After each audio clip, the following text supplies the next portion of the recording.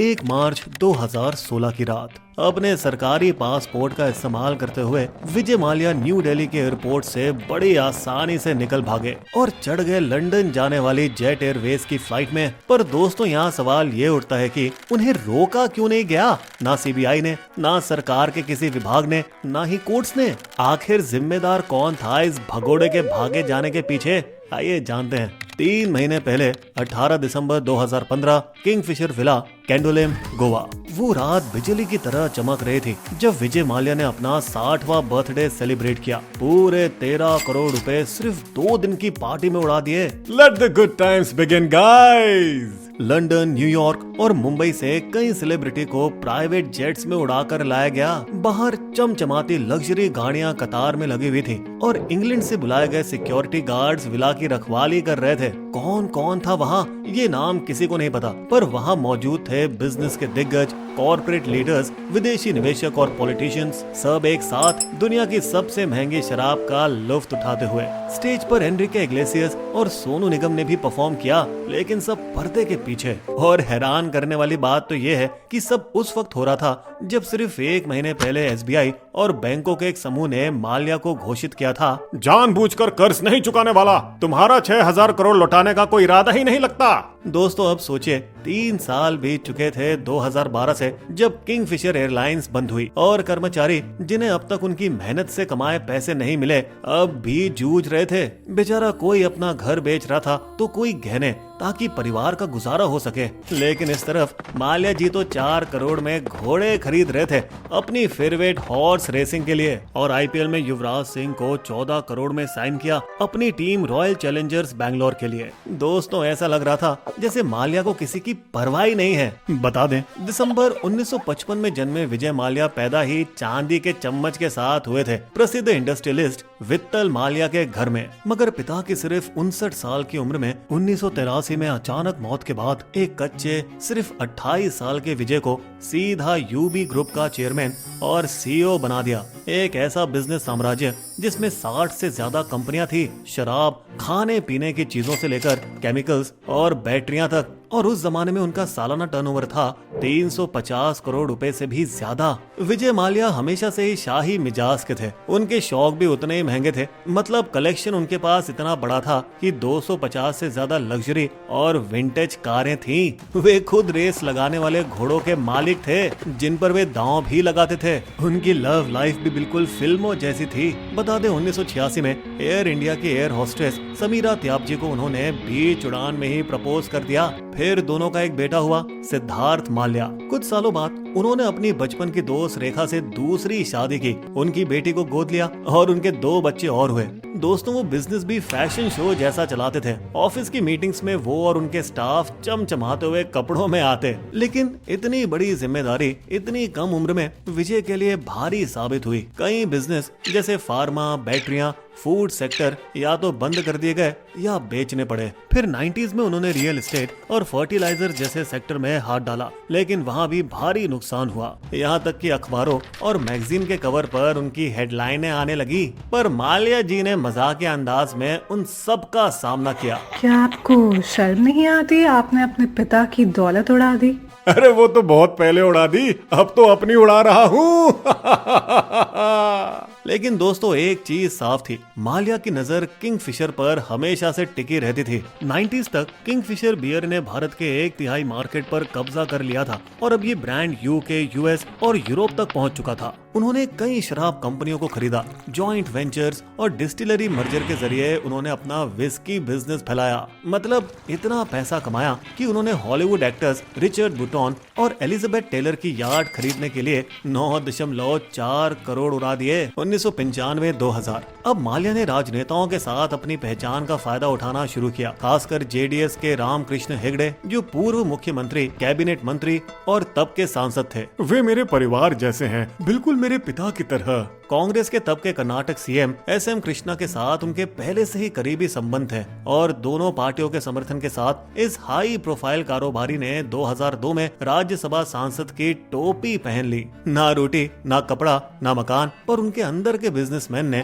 जाहिर जाहिर तौर पर विदेशी शराब पर इंपोर्ट ड्यूटी का मुद्दा उठाया। उन्होंने सांसदों के स्मोकिंग चैम्बर में काफी समय बिताया, जहां उन्होंने धीरे धीरे अपने कॉन्टैक्ट्स बनाए। बता दें, ये चैम्बर अब बंद हो चुके हैं। तो ये आश्चर्य की बात नहीं है कि बाद में उन्होंने बीजेपी नेताओं जैसे बीएस येदियुरप्पा के साथ भी संबंध मजबूत किए और वो दोनों कई सारे उद्घाटनों पर साथ दिखते थे। उनकी राजनीतिक लॉबिंग इतनी मजबूत थी कि 2010 में बीजेपी ने क्रॉस वोटिंग के जरिए उन्हें समर्थन दिया और जेडीएस वोटों के साथ वे फिर से राज्यसभा के लिए चुने गए। दोस्तों, बता दें, राजनीति बस उनके लिए एक सम्मान की निशानी थी। वो तो अपनी चमकदार लाइफस्टाइल में मजे हुए रहते थे। उन्होंने फिर फेमस किंगफिशर कैलेंडर लॉन्च किया, जिसमें टॉप मॉडल्स बिकनी में दिखी। वे विदेशी नीलामियों से टीपू सुल्तान की तलवार और महात्मा गांधी की ऐनक जैसी पुरानी वस्तुएं खरीदकर भारत ले आए ताकि उन्हें दिखावे का मौका मिल जाए। मेरी देशभक्ति के डोले।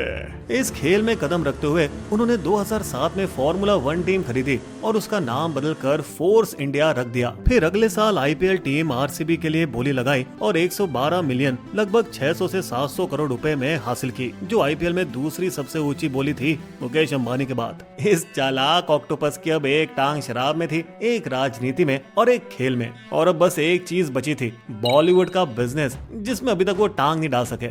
वे बड़े स्टार जैसे सलमान, शाहरुख और दीपिका पादुकोण, जो उनके बेटे की तब की गर्लफ्रेंड थी, अक्सर उनके साथ और उनकी शानदार पार्टियों में दिखते थे। फिर 2005 में उन्होंने एक नया बिजनेस शुरू करने का फैसला लिया, जो उनकी किस्मत को हमेशा के लिए बदलने वाला था, किंगफिशर एयरलाइंस, जिसे उन्होंने अपने बेटे सिद्धार्थ के 18वें जन्मदिन पर लॉन्च किया। बेटा, ये लो आपका बर्थडे गिफ्ट। किंगफिशर एक ऐसी कंपनी थी जिसे भारत की एकमात्र वर्ल्ड क्लास प्रीमियर एयरलाइंस के रूप में मार्केट किया गया। शानदार सीटें, बढ़िया खाना, बिल्कुल माल्या की लाइफस्टाइल की तरह, और अच्छी तरह से ट्रेंड एयर होस्टेस को माल्या जी ने खुद चुना, जिनमें से कुछ के साथ उनकी अफेयर्स की भी चर्चाएं थी। उनकी ये प्रीमियम रणनीति काम कर गई, क्योंकि किंगफिशर 10 लाख से ज्यादा यात्रियों को ले जाते हुए विमान बाजार में 26.7% हिस्सेदारी के साथ भारत की सबसे बड़ी एयरलाइन बन गई। उनके पास एक एयरबस A319 कॉर्पोरेट जेट भी था, जो खास तौर पर एक प्लेबॉय अरबपति के लिए सभी सुविधाओं से लैस था,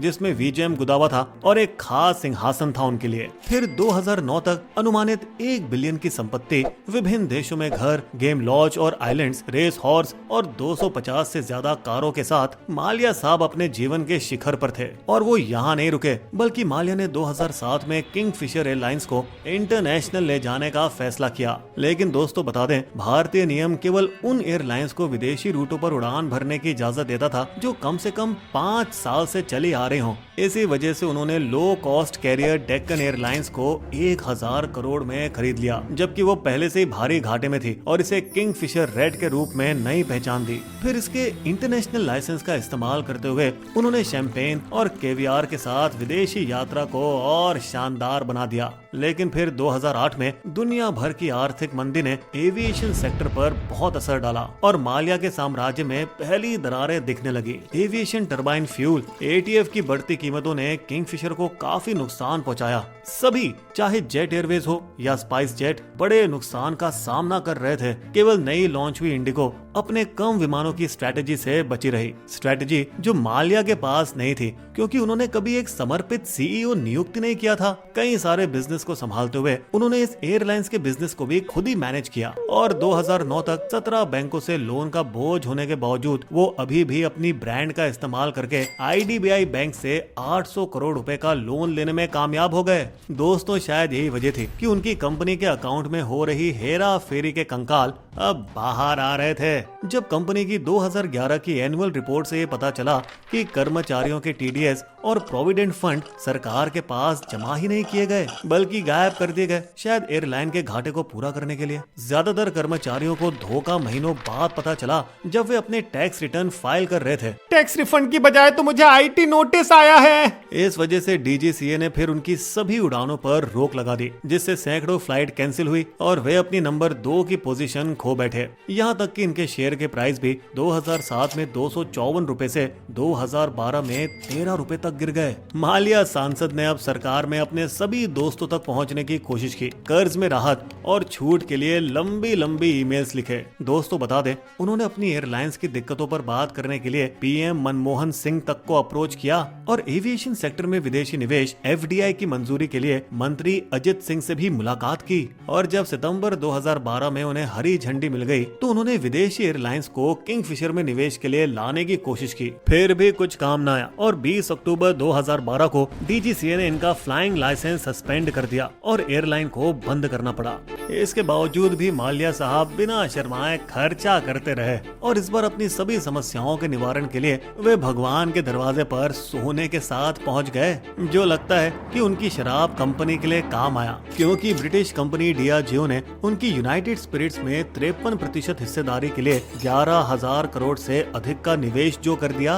लेकिन 2015 में उनकी फिर हेरा फेरी सामने आ गई, क्योंकि उन पैसों में से लगभग 1,337 करोड़ माल्या साहब ने किंगफिशर एयरलाइंस को बचाने के लिए अपनी बाकी कंपनियों में घुमा दिए। अब 1 साल की लंबी लड़ाई के बाद डियाजियो आखिरकार माल्या को 515 करोड़ देकर उनको चेयरमैन के पद से हटाने में सफल रहा और उनके अहंकार को सहलाने के लिए उन्हें बस फाउंडर एमिरेट्स की उपाधि दे दी गई। फिर अप्रैल 2015 में मुंबई एयरपोर्ट ने भी अपने कर्ज वसूलने के लिए माल्या के बहुत ही प्यारे प्लेबॉय एयरक्राफ्ट को भी बेच दिया। अब ईडी और सीबीआई भी दस्तक देने लगी थी। उनके पैसों के लेन देन की जांच शुरू की गई और छापे मारे गए और ये पाया गया कि 2009 में माल्या ने आईडीबीआई से जो 800 करोड़ का लोन लिया था, पता चला कि दरअसल वो भ्रष्ट बैंक अधिकारियों ने उन्हें जानबूझकर झूठे फुलाए गए कंपनी वैल्यूएशन पर सस्ते लोन दिए थे। हालांकि माल्या जी को इससे कुछ घंटा फर्क नहीं पड़ा। मतलब उसी समय उन्होंने गोवा में 13 करोड़ लगाकर 2 दिन तक पार्टी की,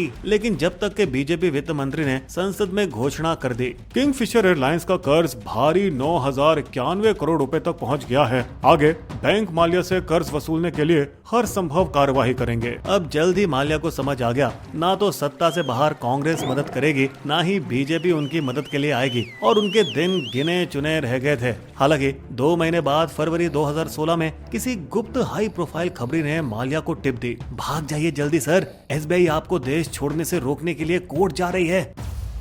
तो 1 मार्च 2016 की रात दिल्ली एयरपोर्ट में माल्या जी आराम से 7 बैग का सामान लेकर प्रीमियर लाउंज में आराम से 1 घंटा बैठे थे। इमिग्रेशन अधिकारियों ने उन्हें बाहर जाते देखा, लेकिन कुछ नहीं किया, जैसे उन्हें विदाई दे रहे हो। दोस्तों, आप जानकर हैरान होंगे कि अक्टूबर 2015 में सीबीआई ने माल्या को भागने से रोकने के लिए लुकआउट नोटिस जारी किया था, लेकिन रहस्यमय तरीके से सिर्फ 1 महीने के बाद ही इसे वापस ले लिया गया। बस हमें उनकी गतिविधियों के बारे में बताते रहो, लेकिन उन्हें हिरासत में लेने की कोई जरूरत नहीं। तो इससे पहले कि एसबीआई कुछ करती, माल्या जी लंदन जाने वाली जेट एयरवेज की उड़ान पर देश से फुर्र हो चुके थे। यहाँ हैरान करने वाली बात यह है कि पूरे 8 दिन बाद 9 मार्च 2016 को ये खबर फैली, जब भारत के अटॉर्नी जनरल ने सुप्रीम कोर्ट को ये बात बताई और सीबीआई को लुकआउट नोटिस को बदलने की सफाई देने के लिए मजबूर किया। योर ऑनर, माल्या के खिलाफ केस शुरुआती दौर में था और उनके खिलाफ कोई ठोस सबूत भी नहीं थे। तब के वित्त मंत्री अरुण जेटली ने भी सीबीआई का साथ दिया।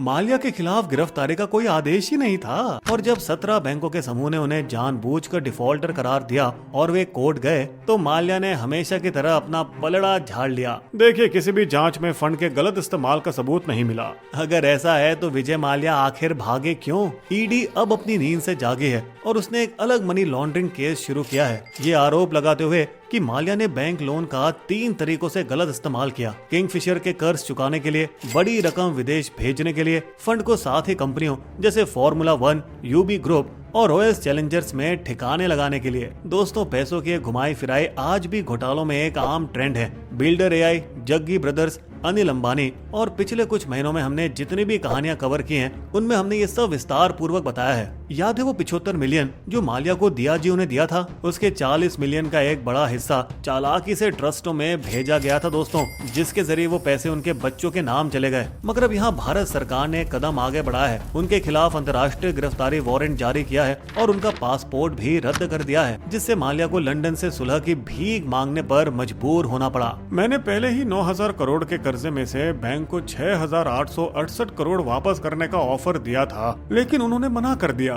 क्योंकि दया का समय बीत चुका था। और अब मई 2016 में राज्यसभा ने इस भगोड़े को अपने कर्ज चुकाने में असफल रहने के लिए उसे निकालने की योजना बनाई है। तो माल्या जी ने एक दिन पहले खुद ही इस्तीफा दे दिया। 2017 आते आते भारत ने उनको वापस लाने की यूके में कार्रवाई शुरू कर दी है, जिससे उनकी वहाँ कई गिरफ्तारियां हुई, लेकिन बाद में जमानत भी मिल गई। इस पर बिस्बो की स्टोरी जरूर देखें। और दोस्तों बता दें कि ये केवल 2019 में था जब यूके कोर्ट ने आखिरकार माल्या को इंडिया भेजने के पक्ष में फैसला सुनाया। हालांकि चालाक माल्या ने सभी विवाद में पड़े प्रवासियों की तरह ही पनाह मांगी, जिससे उनका भारत लौटना रुक जाए। हर तरफ से फंसे माल्या ने 2020 में 13,960 करोड़ मतलब उनके उधार से 2 गुना भारतीय बैंकों के साथ समझौते के लिए देने का ऑफर दिया। लेकिन दोस्तों ये फिर से एक चाल लग रही थी और बैंकों ने 2017 में माल्या की 10,210 करोड़ की संपत्तियों पर ताला लगवाना सही समझा। ईडी भी उनकी यूके, फ्रांस, दक्षिण अफ्रीका और यूरोप में संपत्तियां जब्त करने में सफल रही और 2021 तक 7,182 करोड़ वसूल किए, जिससे लंदन हाई कोर्ट को माल्या को दिवालिया घोषित करने पर मजबूर किया। लेकिन फिर दिसंबर 2024 के बाद से मामला अब ठंडा होता दिख रहा है।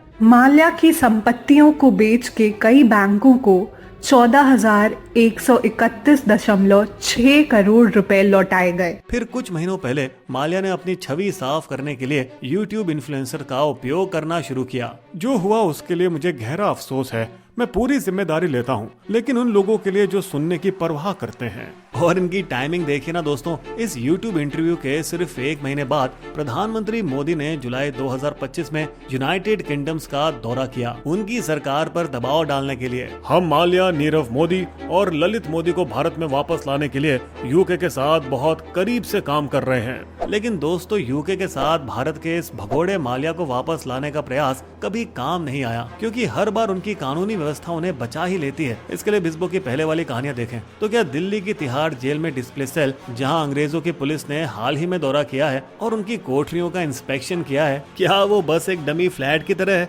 जहां माल्या, मोदी को कभी नहीं लाया जाएगा और बस आम जनता और वोटर्स का भूतिया काटा जाएगा? बिस्बो की शायरी। माल्या, नीरव और ललित को डालो खींचकर जेल, चूहे और बिल्ली की कब तक चलता रहेगा खेल। देश के सब अपराधी हैं ये, भागे थे घर लूट, इनको वापस लाने में कहां हो रही चूक। हमारे वीडियो कंटेंट के सोर्सेस आपको डिस्क्रिप्शन में मिल जाएंगे।